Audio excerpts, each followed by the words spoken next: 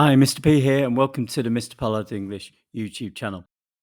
So today I want to look at another of these June 2022 Cambridge IGCSE extract questions on Purple Hibiscus, and this will be the first of three relatively short videos on this. So today we'll look at how to annotate the extract.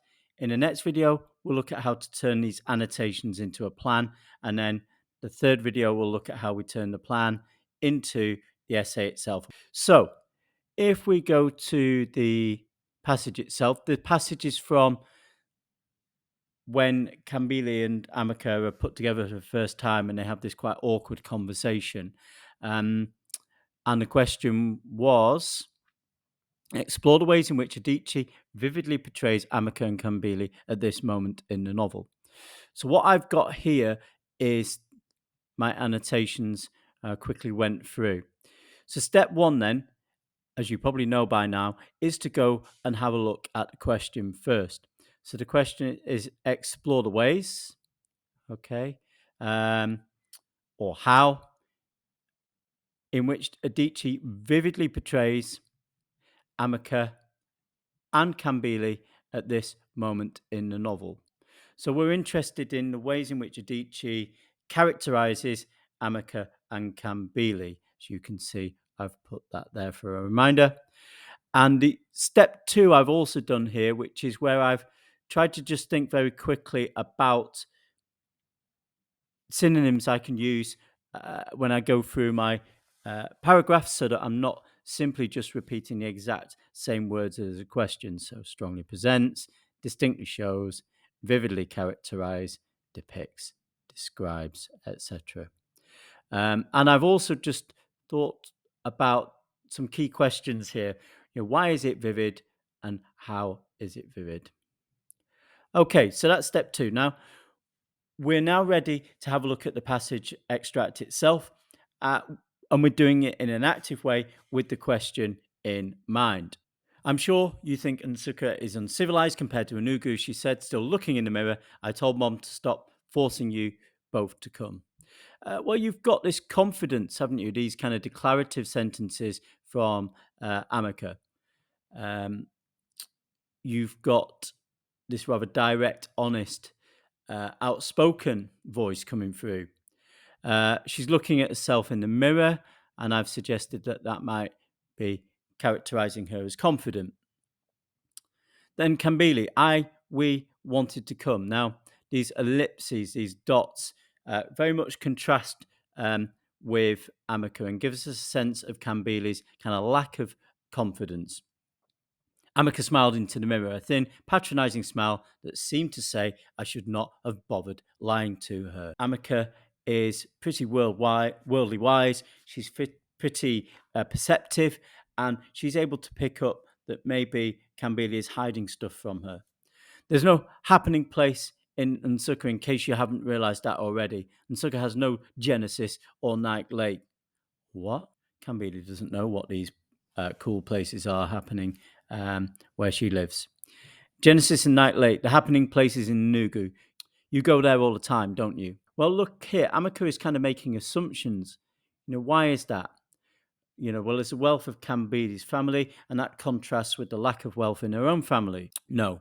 Amaka gave me an odd look. Would you go once in a while? Yes. I'd never been to the restaurant Genesis, and had only been to the Hotel Night Lake when Papa's business partner had a wedding reception there. We'd stayed only long enough for Papa to take pictures with the couple and give them a present. Well, she's not entirely lying, is she? But she's kind of holding back, the real truth. Why is Kambili being so defensive, do we think? You've also got the repetition here of only. Amaka picked up a comb and ran it through the ends of her short hair. Then she turned to me and asked, why do you lower your voice? Well, she's direct, she's honest here as well, isn't she? She's also quite perceptive. What? You lower your voice when you speak. You talk in whispers. But why is this? Well, this is an opportunity for you to link to the wider context of a novel. The reason that Kambili and Jaja, Mama, don't really speak is because their papa is so demanding and so tyrannical and so violent that they try not to speak. Oh, I said, my eyes focused on the desk, which was full of things, books, a crap mirror, felt tip pens. Amaka put the comb down and pulled the dress over her head. In her white lacy bra and light blue underwear, she looked like a Hausa goat, brown, long, and lean.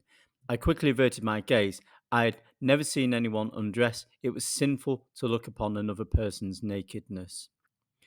Okay, well, here we see Kambili's world is, very conservative, her Christian faith and her Christian upbringing. I'm sure this is nothing close to the sound system in your room in Enugu, Amaka said. She pointed at the small cassette player at the foot of the dresser. Yeah, so she's making assumptions, isn't she, Amaka, about Kambili's wealth and what Kambili has. Incorrectly, as it turns out, perhaps because Amaka is a little embarrassed by her lack of objects and wealth.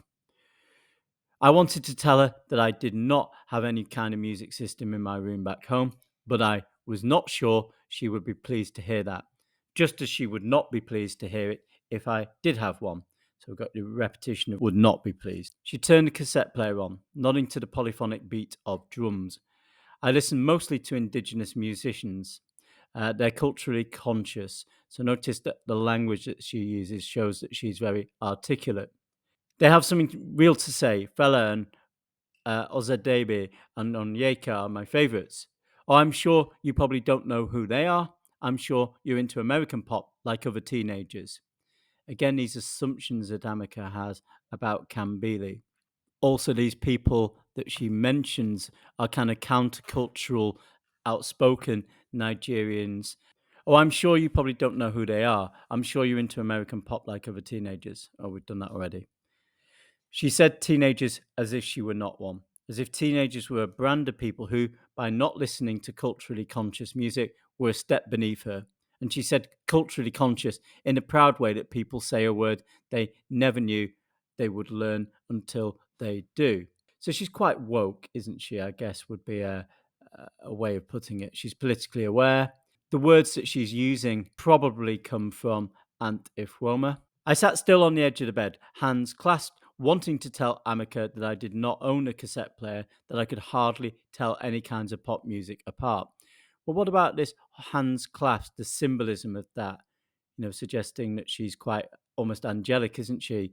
The fact that she sits on the edge of the bed, what does that body language suggest about her? How does it characterize Kambili? Nervous? On edge? Did you paint this? I asked instead. The watercolour painting of a woman with a child was much like a copy of the Virgin and Child oil painting that hung in Papa's bedroom, except the woman and child in Amaka's painting were dark skinned. So, what about these cultural differences between the two families and the links to the themes in the novel? The idea that Kambili's family would rather be associated with white Christianity, whereas Antifwama and her family are more interested in their Igbo indigenous roots. Yes, I paint sometimes. It's nice. I wished that I had known that my cousin painted realistic watercolours. I wished that she would not keep looking at me as if I were a strange laboratory animal to be explained and catalogued.